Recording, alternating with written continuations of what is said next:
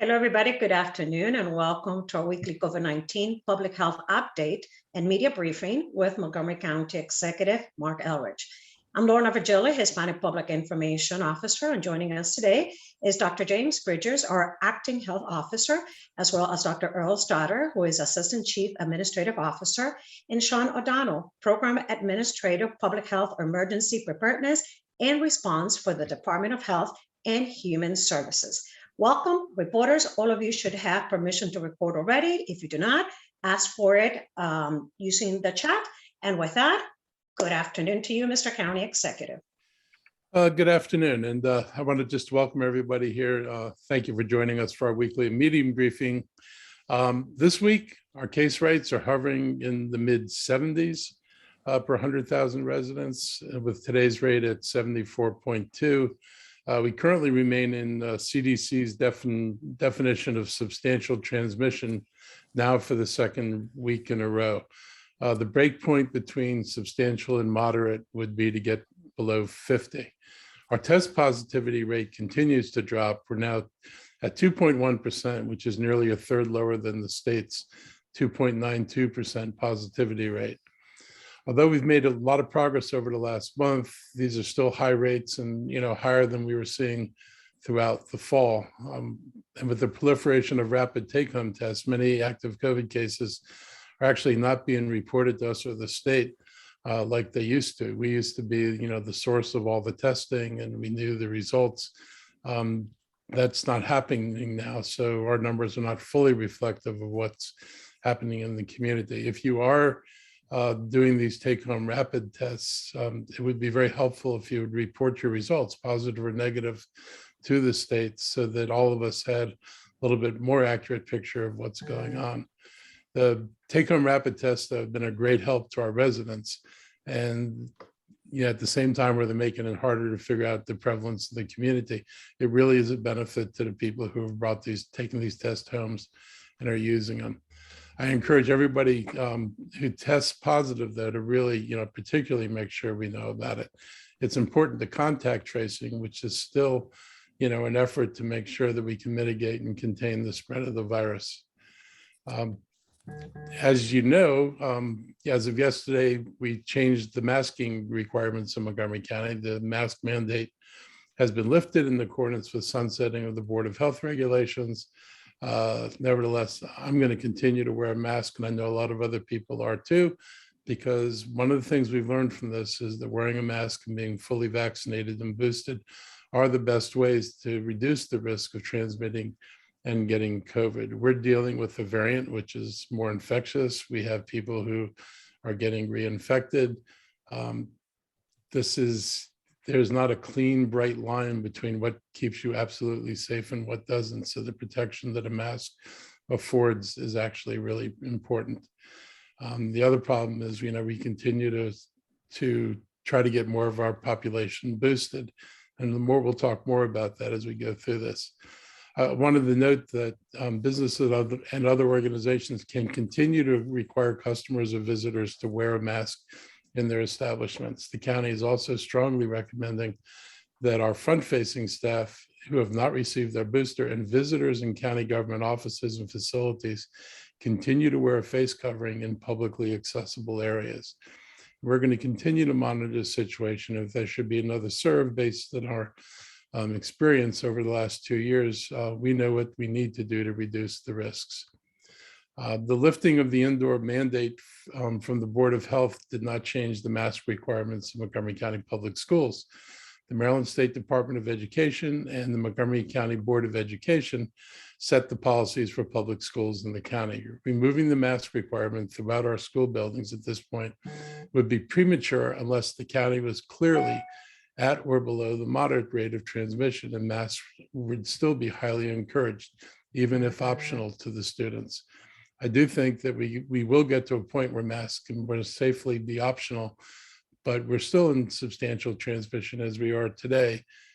This is not the time to make that decision. I think we also need to take into consideration guidance from the CDC. CDC found that COVID rates dropped in schools that required teachers and staff to wear masks. In 2021, COVID-19 took the lives of 539 children in the United States, most of which happened in the second half of the year. With so many students still unvaccinated, we should continue to be cautious and careful and consider the health and safety of our children, staff, teachers, and administrators in our schools. One thing, that we've seen change is in the beginning, almost none of our cases showed up in the younger population. This was really heavily focused on the older population, and the younger people got, the less likely they were to get infected. That is not the case anymore. And we now are seeing, much higher numbers in the younger group, 0 to 18. And so it's important to understand that the virus has changed a little bit in terms of who it infects. And we haven't even talked about the effects of long COVID, which, the focus on, probably for most people, is on deaths and hospitalizations, but there's mounting evidence that even if you get by a mild case of COVID, you could well wind up with long-term effects from the COVID, and we really don't know how long those effects are.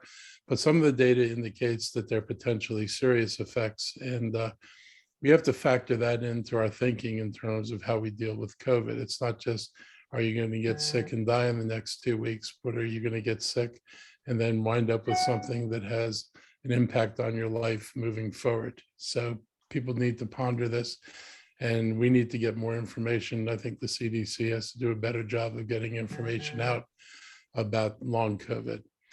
We've worked very hard with MCPS to reduce quarantining, and I'm a little concerned that by removing the masks, we can unnecessarily increase the spread and potentially impact the learning loss of our students. I mean, we have successfully got the students back in school, and that's really, really important. And I would hope that we don't do anything that puts that progress at risk. Despite our overall high vaccination rate, overall vaccinations and boosters continues to slow down. Currently only about 52% of county residents have received their booster shots. And as you can see from the chart, our boosting numbers are about the same level they were that they started last summer originally. And there are currently only 15% of the peak of boosting in December. So we could really use more people. But this chart is kind of indicative of what's different. That orange line at the bottom, this is the COVID weekly death rate by vaccination status. That orange line at the bottom is the death rate if you're boosted. The blue line is the death rate if you're fully vaccinated.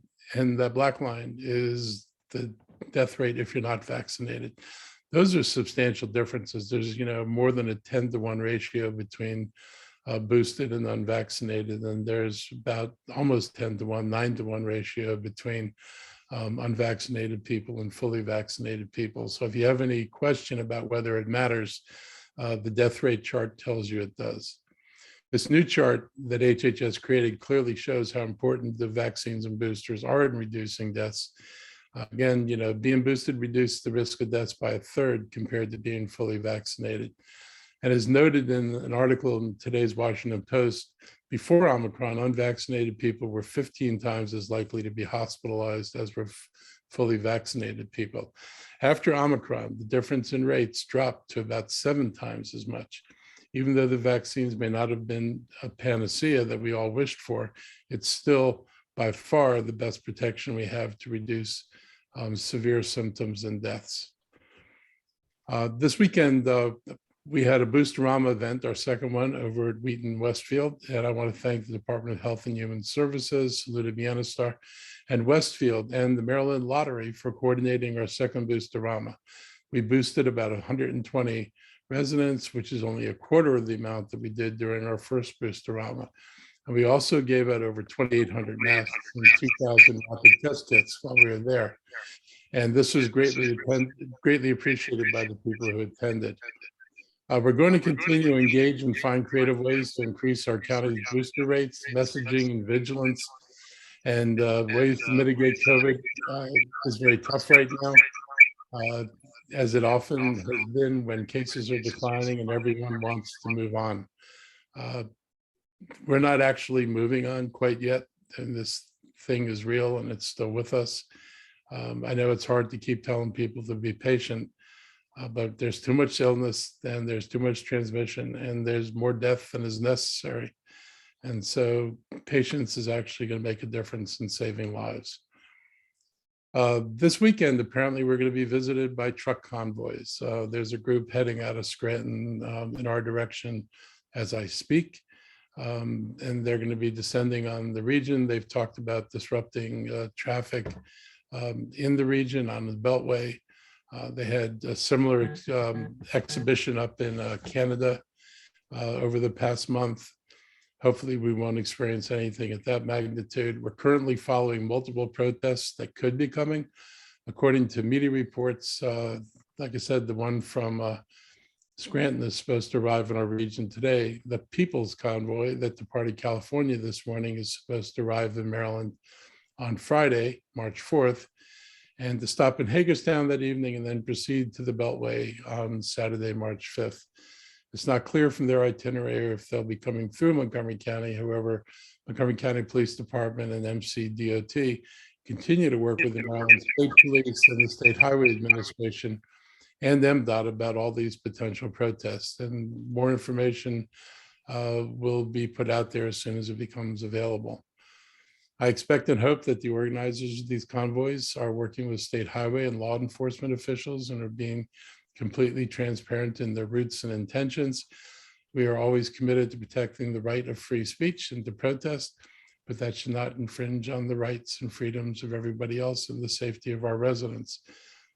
Blocking streets and the ability, for example, to move fire trucks, police cars, ambulances would not be very productive. It would not be the kind of thing that we would welcome. So I'm hoping that everybody stays within bounds so that they can make their point and life can go on with the minimal amount of disruption. We are approaching the second anniversary of COVID, and next week begins the month of March and marks 2 years of fighting the COVID pandemic. Over the next 4 weeks, the county will highlight the sacrifices, dedication, and efforts of the individuals and organizations in the community over the last 2 years as we continue to move forward. On March 5th, 2020, the first 3 cases of COVID-19 in the state were identified in Montgomery County. Throughout the coming month, the county will take time to remember those who died from COVID-19 and recognize the many employees, residents, organizations who helped save lives over the last 2 years. I just want to say that, I have a deep appreciation, not only for our own people, but, folks, especially the folks who worked in the hospitals and in healthcare settings and the doctors and nurses, because I don't know if everybody realizes, that when this thing hit, there was a real shortage of basic things like masks, gowns, gloves, and sanitizers. All the things that people needed to ensure their safety were in short supply and hard to get. So a lot of these folks went out and they worked their jobs and they did what they needed to do, and they did it without the best of protective equipment that we could have had, and that fortunately now we do have. And we've made sure throughout the pandemic that we've been buying and saving enough of that equipment that we're prepared for surges. But we weren't prepared. This country wasn't prepared when this first hit. And it took a terrible toll, and it took a large, heavy toll on people in the medical profession. I just want to especially recognize the sacrifice that they made and the incredibly difficult position those people had to work in. While the response to this pandemic is not over, this month-long event will at least recognize our accomplishments in addressing the pandemic, and we'll be thanking those who helped us get where we are now. And, I always say among those we have to thank are the residents of this county who actually listened and followed the advice and did what they needed to do, which wound up making the county one of the safer places in this country. Each week throughout the month-long event, we'll focus on a different theme, and we'll be having events, social media promotions, and special guests on our weekly media briefings throughout the month to address these specific topics. Due to the incredible work of this government, volunteers, partners, Montgomery County has achieved among the highest vaccination rates and lowest case rates for a jurisdiction of our size and diversity throughout the country. And most importantly, we're saving lives as our county's death rate from COVID is nearly a third lower than the national average. We're going to continue to use what we learned over the last 2 years in our ongoing response, monitoring the situation every day and continuing to do everything we can do to reduce risk, and including encouraging vaccinations and getting boosted. So if you're boosted, thank you very much. If you know somebody who's not boosted, please encourage them to get boosted. And, if you've heard this message today and they're not aware of the risks that they're putting themselves at, please tell them what they need to know about the risks that they are going to potentially experience. I want to thank you all, and I'm going to turn this over to Sean O'Donnell, Dr. Bridgers, and Dr. Stoddard for their updates now. Thank you very much. I just have a few updates from our pulse report to share with you all.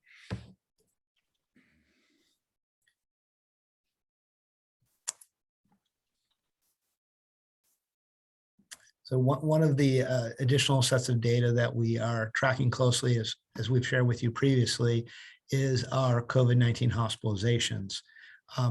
These continue to come down. We are now at 83 hospitalized COVID patients across our hospitals and in the county, as well as the alternate care site. That includes 30 acute care patients. 30 patients in the alternate care site, and 49 acute care patients in our hospitals and 8 patients in the ICUs. So these numbers have come down very, very significantly.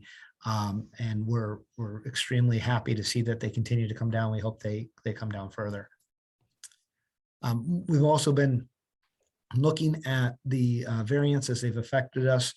We realize, as you can see from this chart from the CDC, which looks at the variant proportions in our region, Region 3, which includes multiple states, Delaware, the District of Columbia, Maryland, Pennsylvania, Virginia, and West Virginia. You can see how quickly Omicron came on the scene in early December, and then became the vast majority of the cases we had. It also corresponded with a huge spike in cases. Where we're at now is we're continuing to track the numbers coming from our federal partners on the BA.2 variant. We have not seen this increase locally. There is some projections, though, as the Omicron numbers come down, that BA.2 could increase as a proportion, but not necessarily as another spike or another wave. But we are watching this, and we'll continue to share with the public what we're seeing here. As just mentioned, we're still tracking our booster numbers coming in, and we're seeing them tick up slightly, but again, not at a significant pace.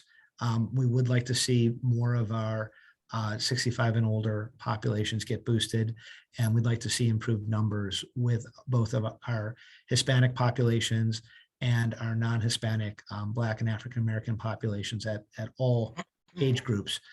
Again, we are holding a number of clinics at schools after school, as well as on the weekends, as well as a number of county sites. And we have both 5 to 11-year-old vaccine available there, and vaccine for 12 and up for boosters, first and second doses. We've continued to distribute the rapid tests across the county. At this point, more than 1.6 million rapid tests have been distributed, largely through libraries, but also through other nonprofit partners and out to our public schools and private schools and childcare communities. We've had more than 1.3 million KN95 or N95 masks also been distributed out. And again, these are publicly available through our libraries or through different partners who are pushing these out. Those are the updates we had from the Pulse report. If my colleagues don't have anything to add, I think we can turn it over to questions. Dr. Stoddard, Dr. Bridgers? None for me. All righty then, let's get started with the Q&A portion of this presentation. Kate Ryan, WTOP, believe you have questions for all the officials. Good afternoon, Kate. Hey, good afternoon. I did have a question about the Maryland State Board of Education. made their position clear. That is contingent on the Joint Committee in Annapolis on Friday afternoon okaying the rescission. Do you have any indication as to whether or not that will go through? Have you talked to any of the lawmakers on that panel? And what are your concerns? And for county executive and for Dr. Bridgers? Sure, Kate, great question. Haven't had any conversations with the legislators who will follow up after the Maryland State Department of Education or the board has made their decision yesterday. We've had conversations last week with Montgomery County Public School staff and leadership based on those metrics that MSD provided, looking at vaccination rates, testing rates for not only at the elementary, middle school, high school, and educator and staff level. Some of the data and metrics that have come from MSDE in our discussion, there's no decision. There's no definitive decision, as Mr. Elrich indicated. We're looking at community level spread, as he stated. We're still in a substantial category based on community level as defined by the CDC. And so a moderate level is one of the metrics, one of the off-ramps. MCPS is also considering off-ramps and on-ramps should we see any particular surges, as Mr. O'Donnell indicated in his graphical illustration of that. So there's been no definitive decisions made. We know that we can anticipate a phased approach. MCPS held steadfast to a more stringent isolation and quarantine guidelines based on the Omicron surge. They plan to reduce that based on our conversation. They will also look at their vaccination and testing rate and determine if a 7-day or 14-day off-ramp is best for them or better for them. And then looking at those community level spreads that are anticipated in the forthcoming weeks, I think about two weeks out. So that's those are the discussions we've had, but there's been no definitive decision made as how they will respond should the rescission be applied at the local level. County executive? I'm in the same position, but I don't know what decision they're about to make, and they haven't discussed it with me. So we're waiting. Got it. Thank you very much. Dr. Stoddard, anything on that, or? No, I haven't spoken to the board. Obviously, Dr. Bridgers has talked more directly with MCPS, but obviously we haven't been directly to the board. Our understanding is they're meeting again tomorrow evening, and I would expect more out of that meeting than anything we've heard so far. Got it. Thank you very much. Thank you, Kate. Steve Bonnell, Bethesda Beat. Good afternoon, Steve. Afternoon. Sean touched on this briefly about the second Omicron variant, but that it won't be as kind of strong if that kind of takes over as the dominant variant. I'm wondering, I imagine it's very preliminary information, but I was wondering if anyone could expand on that aspect or that piece of it. So what we know so far, Steve, is that BA2, so BA1, the original Omicron strain, does afford some significant protection to BA2, meaning you can be reinfected by BA2 if you've had previous BA1 Omicron, but the infections tend to be in large order very lightly symptomatic or asymptomatic entirely, meaning that the risks of a subsequent BA2 infection from BA1 are much more limited than even the original BA1. Now, what that means is we have in this country infected a large number of people with BA1, probably in the order of 30 to 40% of the country. And so what will likely happen is that BA2 will eventually replace BA1, but not at the rate that BA1 took over because there's so many people who have a very specific type of immunity to this other Omicron variant. Now, what the data pretty much seems to suggest is that Omicron immunity is better against other Omicron strains than it is against any other strain of the virus. That's why you're seeing, so I think that people who have gotten Omicron infection will likely have a significant level of protection against BA2, but may not have significant levels of protection against future variants. And Steve, the only thing that I would add, as Mr. O'Donnell indicated in the region 3 variant graphic, based on information that we received last week, the BA2 has a lower percentage for the region, I think about 3%. We've seen no more cases as reported last week, no more than 5 cases for the state of Maryland. So it's even lower. So we continue to monitor the variant, but we just haven't seen the numbers thus far. And I think that in of itself is actually a sign of something, which means if you saw how quickly Omicron took over from Delta, it had significant immune advantages and took over very, very quickly. You're not seeing BA2 take over quite as quickly from the original strain of Omicron. So I'm not saying that that's necessarily like, okay, we don't have to worry about it sign, but I think it does tell us something about the number of people who have some level of Omicron immunity in the population already.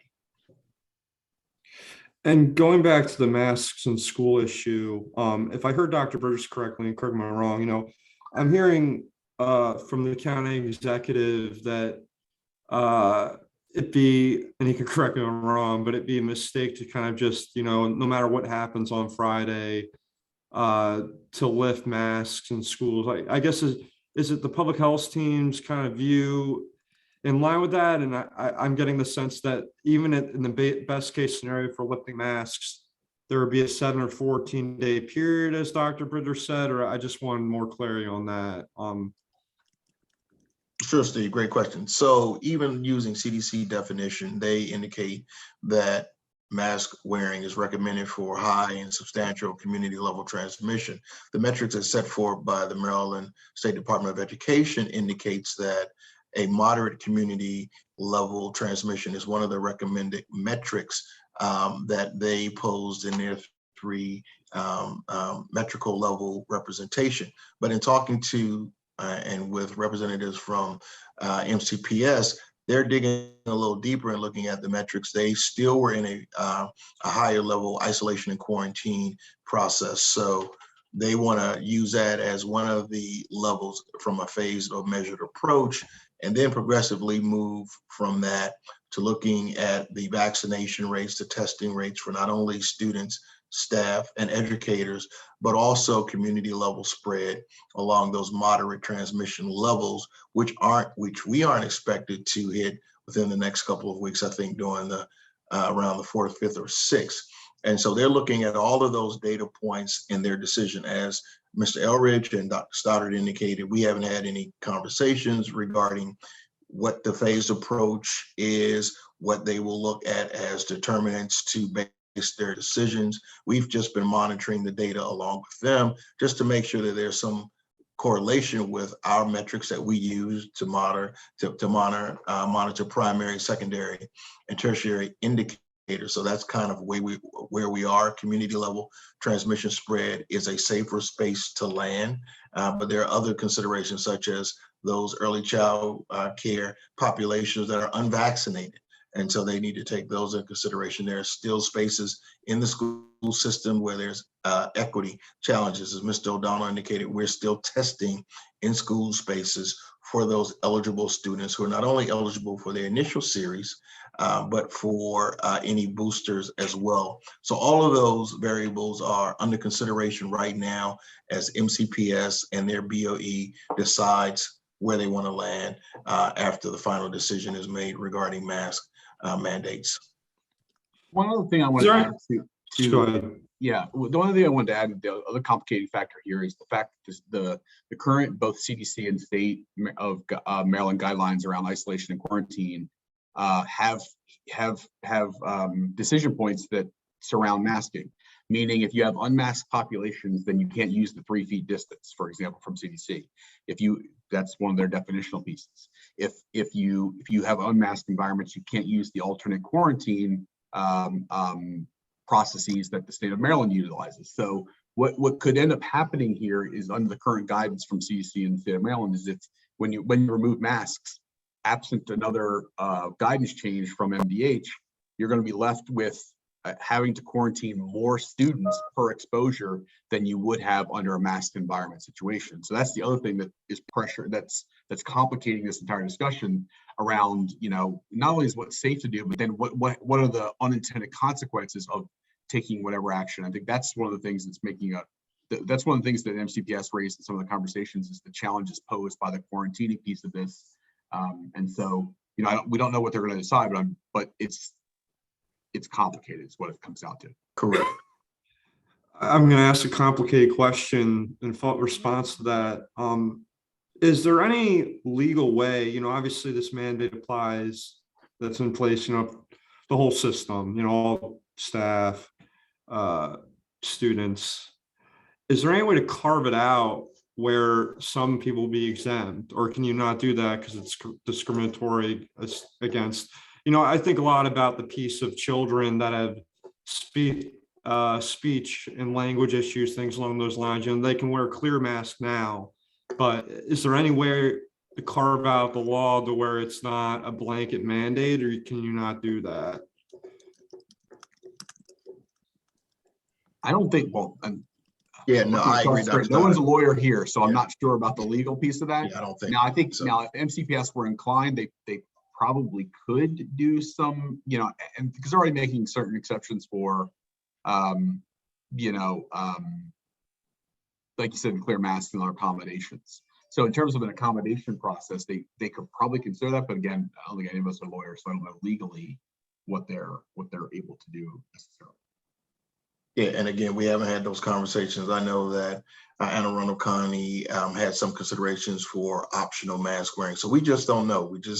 We haven't had any definitive discussions. We talked about the data. We talked about safer spaces. We talked about other consideration as far as I indicated, those equity and access points, testing, vax, off ramps. And then, you know, if there's an off ramp, there clearly needs to be an on ramp if in fact a surge comes again before the school year ends. And so we just don't know, Steve, where they will land. We're waiting for additional conversations. As Dr. Stoddard indicated, there's a Board of Ed meeting tomorrow night. I think it's 7 o'clock. So we should hear something after that. I'll stop there. Thank you, everyone. Thank you, Steve. Carly Mayberry with Yes, Newsweek. Good afternoon, thank you. Carly. Can you hear me? Yes, we can. Okay, thank you. I just wanted to, my question is for County Executive Elrich. I know that the Maryland's Board of Education voted yesterday to lift the statewide mask mandate, but I'm wondering if he expects other counties in the state to push back against that decision. Do you see other counties pushing back against that? Could you just kind of help me out with understanding that a little bit more? You know, I really can't tell what other people are going to do right now. I mean, I think Okay. everybody's kind of wrestling with pretty much the same issue. You know, when do you move on this, and what's the effect if you do? And I think they're trying to weigh the complexity of it. I mean, I think we just talked about, you know, if you do this, then it changes distancing requirements, and it may change quarantining requirements. So you could wind up more complicated, or, you know, doing some things that you didn't want to do as a result of doing this. So I'm a big believer that you gotta, at least for my purposes, the first objective is to figure out how do you maximize people's safety.